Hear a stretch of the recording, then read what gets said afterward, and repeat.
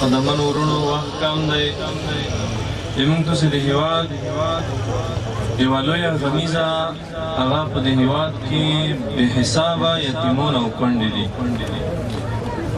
دا خلک به موږ تاسې پیټی نه ده، بور نه ده، خو یو مسؤلیت ده. د دې یتیمونو کفالت، د دې یتیمونو روزنه، د دوی تعلیم، دا د موږ تاسې د ملت د هر فرد مسؤلیت ده.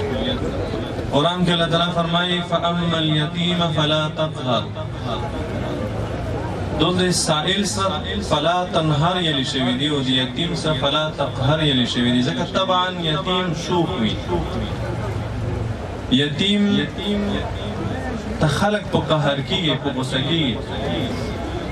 الله تعالی داسې نه دی ویلي چې یتیم ما وږی کوئ، یتیم ما تږی کوئ، یتیم ته لباس وکئ.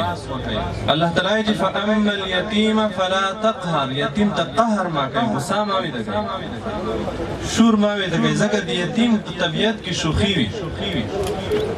نو یتیم ته به قهر نه کوي، ځکه د یتیم په قهر الله غوسه کېږي. او حدیث کې چې کله یتیم ته په کوم کور کې څوک غوسه کېږي د الله عرش د ډېر غوسې نه لړزېږي. محترمو، د یتیمانو کفالت او سرپرستی پکار دو. یوې مهمې نکتې ته زه تاسې توجه غواړم، هغه دا ده چې د یتیمانو دپاره په دې هېواد کې چې څومره خیریه بنسټونه دي، د یتیمانو کور په مخ وړي، هغوی د یتیمانو دپاره بنیادي کور وکړي.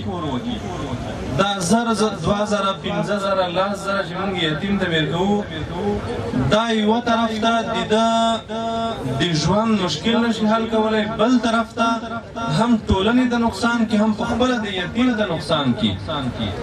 یتیم ته نقصان دا ده چې دا یتیم مفتخور روږدی کېږي، دا یتیم بل چاته سترګې نیونکی روږدی کېږي. دا چې ستر شي هم دا به مفتخور وي، پردیو مرستو ته به ناست وي. ټولنې ته یې ضرر دا ده چې دی مفتخور روږدی کېږي، په ټولنه به بوج وي. په ضد دې باید دا یتیم محنت کش روږدی شي، زیارکښ روږدی شي. کوشش دا وشي چې د یتیمانو دپاره د معاش یوه سرچینه پیدا شي چې هغه کې د دې استعداد مطابق دی محنت هم وکړي، خوري پکې وکړي، کوشش وکړي، تر څو دی خپله کور وکړي، خپله زیار وباسي، بل چاته سترګې نه وي نیولې. دا ډېره مهمه ده.